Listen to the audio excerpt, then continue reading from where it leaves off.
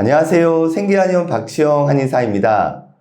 피부 질환 환자분들 중에 풀만 먹어야 하고 고기 먹으면 큰일 난다고 생각하시는 분들이 계실 겁니다. 고기를 드셨다가 피부 증상이 악화된 경험이 있는 분들은 더더욱 고기를 기피하는 경향이 있는데요. 그런데 고기를 무조건 제한하면 오히려 피부 질환의 회복에 도움이 되지 않습니다. 특히 성장기 아이들의 경우에는 성장에도 방해가 됩니다. 제가 이번 영상에서 알려드리는 방법대로만 하시면 맛있는 고기를 드시면서도 충분히 피부 질환을 극복하실 수 있습니다.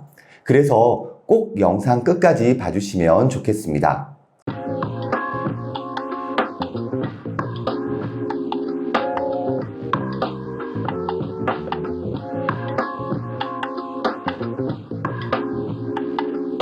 피부 질환으로 고생하시는 환자분들은 식품 알레르기라고 하죠.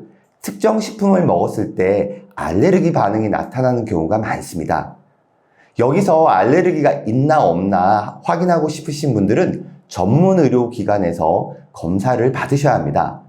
그런데 조금 번거롭습니다. 식품 알레르기 테스트하는 병원이 어디인지도 찾아봐야 하고 예약도 기다려야 하고 검사 결과도 역시 기다려야 합니다. 이런 과정이 번거롭다면 집에서 간단하게 테스트할 수 있는 방법이 있습니다. 집에 고기가 있으면 바로 고기 한두 점만 섭취해 보시면 됩니다. 집에 고기가 없으시다면 슈퍼에 가서 최대한 조금만 구입해서 오시면 됩니다.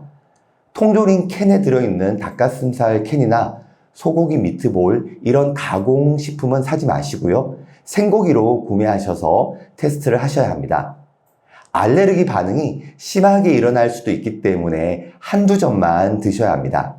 그리고 2시간 동안 내 몸의 반응을 살펴보시면 됩니다. 2시간 이내에 두드러기, 홍반, 가려움, 구토, 기침, 호흡곤란, 저혈압 증상이 나타난다면 그 고기에 알레르기가 있는 겁니다.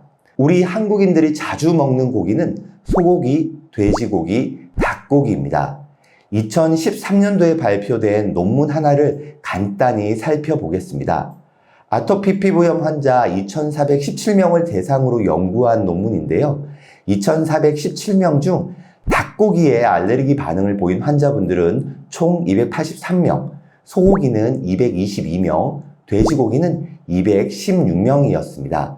그리고 닭고기와 돼지고기 모두에 알레르기 반응을 보인 환자분이 65명, 닭고기와 소고기는 80명, 돼지고기와 소고기는 44명이었습니다.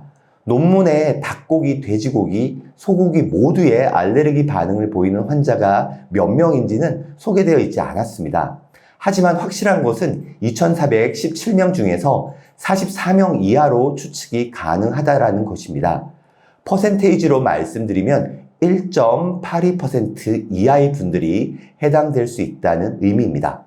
나머지 98.18% 이상의 환자분들은 알레르기 반응이 없는 고기를 드시면 됩니다. 만약 내가 닭고기를 좋아하지만 닭고기에 알레르기가 있고 돼지고기에 알레르기가 없다면 돼지고기를 드셔야 합니다. 좋아한다고 닭고기를 드시면 절대 안 되겠습니다. 그런데 만약 여러분들이 이 1.82% 이하에 해당될 수도 있을 겁니다. 굉장히 불행한 케이스지만 이러한 확률도 가능할 수 있습니다. 하지만 그렇다고 희망을 버리실 필요는 없습니다. 소, 닭, 돼지고기 외에도 오리고기나 양고기도 있기 때문입니다. 그래서 오리고기나 양고기에도 알레르기가 있는지 체크를 해보시는 것을 추천드립니다. 그런데 정말 너무나 불행하게도 모든 고기에 다 알레르기 반응이 일어난다면 어떻게 할까요? 상상만 해도 너무 절망적인 상황인데요. 그렇다고 방법이 없는 것은 아닙니다. 먹고 싶은 고기 중에서 딱 하나만 선택하셔서 아주 조금씩 계속 드시면 됩니다. 여러분들이 지금 잘못 들으신 게 절대 아닙니다. 알레르기 반응이 일어나더라도 그 중에서 드시고 싶은 종류의 고기 하나를 고르셔서 아주 조금씩 계속 드시면 된다고 말씀드린 것이 맞습니다. 이게 무슨 말도 안 되는 소리냐라고 의문이 생기실 수도 있을 겁니다. 저 같아도 뭔 소린가 싶었을 겁니다. 하지만 과학적인 근거가 있는 사실입니다. 이 부분을 이해하기 위해서 알레르기 반응에 대해서 간단하게 설명드리겠습니다. 혹시 T세포라고 들어보셨는지 모르겠습니다. 면역세포 중에 하나라고 생각하시면 됩니다. 원래의 기전은 조금 더 길고 복잡하지만 간단하게 핵심만 말씀드리겠습니다. 우리 몸 내부에 어떤 물질이 들어왔다고 가정을 하겠습니다. 우리 몸으로 침입한 물질을 항원이라고 부릅니다. 그런데 이 항원이 위험하지 않다고 생각되면 아직 항원을 만나본 적이 없는 나이버 T세포가 TH1으로 분화가 됩니다. 그리고 이 TH1은 우리 몸이 별다른 반응을 하지 않도록 합니다. 하지만 몸에 해로운 물질이 들어오면 TH1이 아니라 TH2로 분화가 됩니다. TH2로 분화가 되면서 안타깝게도 알레르기 반응을 일으키게 되는 것이죠. 피부질환 환자분들의 특징은 TH1으로 분화되어야 할 상황에서 TH2로 분화가 된다는 것입니다. 대표적으로 고기 알레르기가 여기에 해당되는 것입니다. 그런데 우리 몸은 학습 능력이 있습니다.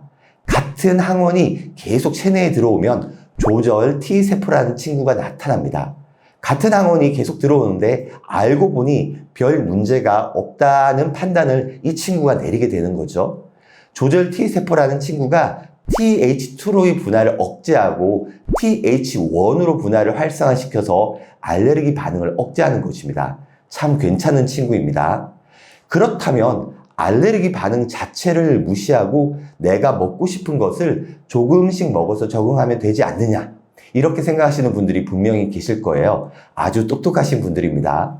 그런데 면역의 상태에 따라서 이 과정이 잘 이루어질 수도 있고 이 과정이 잘 이루어지지 않을 수도 있습니다. 피부질환 환자분들은 기본적으로 면역 시스템이 불안정한 상황이기 때문에 이러한 시도를 하시는 것을 권해드리지 않습니다. 모든 고기에 알레르기 반응이 나타나는 절망적인 상황에서만 이러한 시도를 하실 것을 추천드립니다. 최후의 방법으로 시도하시라는 의미입니다. 지금까지 영상을 계속 보셨다면 피부질환 환자분들이 고기를 드셔도 된다는 것을 아셨을 겁니다. 그리고 알레르기가 있을 때 고기를 먹는 방법도 아셨을 겁니다. 고기를 먹는 것이 오히려 피부질환 회복에 도움이 됩니다. 그리고 아이들의 성장에도 도움이 되므로 꼭 챙겨 드시길 추천드립니다. 다음 영상에서는 고기를 안전하게 조리해서 드시는 방법에 대해서 설명드릴 예정이니 많은 관심 부탁드립니다. 더 궁금하신 점은 댓글로 남겨주시면 답변 드리겠습니다. 이 영상이 도움이 되셨다면 구독, 좋아요, 알림 설정 부탁드립니다. 시청해 주셔서 감사합니다.